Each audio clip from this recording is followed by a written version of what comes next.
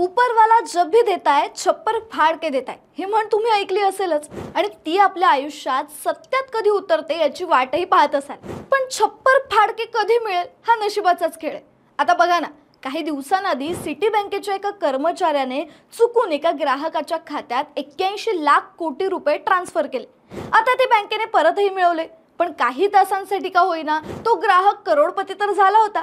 अशाच एका बँकिंग ब्लंडरमुळे एक बारटेंडर रातोरात कोट्याधीश झाला होता, पण त्यावेळी बँकेला पैसे परत मिळवता आले नव्हते, कारण त्या बारटेंडरने महागडे हॉटेल्स, प्रायव्हेट जेट या गोष्टींवर खर्च करून ऐश केली होती।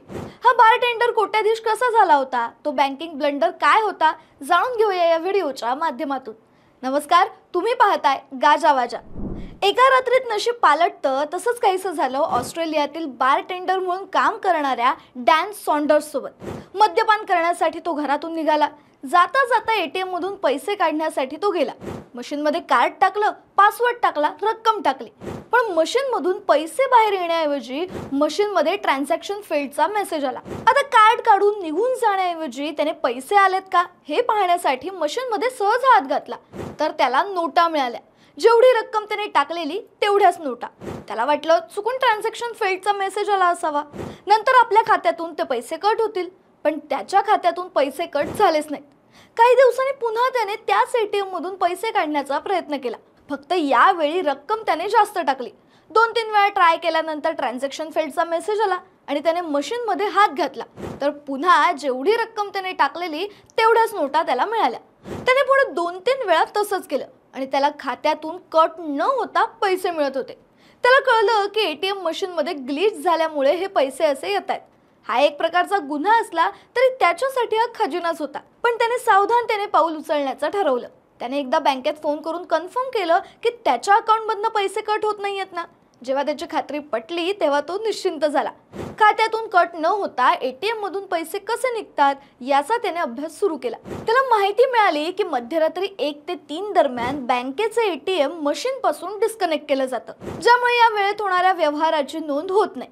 मग काय, पुढे त्याने नोकरी सोडली आणि मनसोक्त पैसे उधळायला सुरुवात केली। त्याने त्याच्या आयुष्यातील प्रत्येक बकेट लिस्ट पूर्ण करायला सुरुवात केली।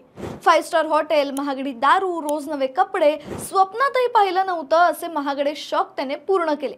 एक प्रायव्हेट जेट भाड्यावर घेऊन त्याने मॉडेल्स सोबत हवेत पार्टी सुद्धा केली। स्वतःचे पैसे नसल्यामुळे त्याने अगदी मोकळ्या मनाने जवळजवळ 9 कोटी रुपये उधळले।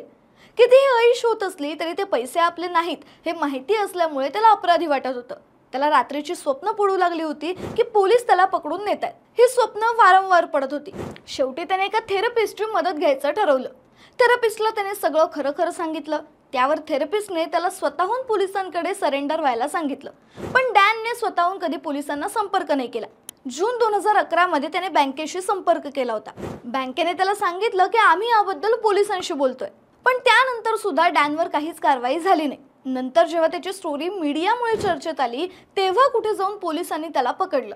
चोरी आणि फसवणुकीचे आरोप त्याच्यावर लावले गेले। अटकेबद्दल डॅनला काहीच वाटत नव्हतं। 2016 साली तो शिक्षा भोगून बाहेर आला आणि पुन्हा बारटेंडरचं काम त्याने सुरू केलं। जर तुमच्यासोबत असं घडलं असतं तर तुम्ही स्वतःहून कोणाला सांगितलं असतं का? आम्हाला कमेंट्समध्ये नक्की सांगा। आणि अशाच इंटरेस्टिंग गोष्टी जाणून घेण्यासाठी गाजावाजाला लाईक, शेअर, फॉलो आणि सबस्क्राईब करायला विसरू नका।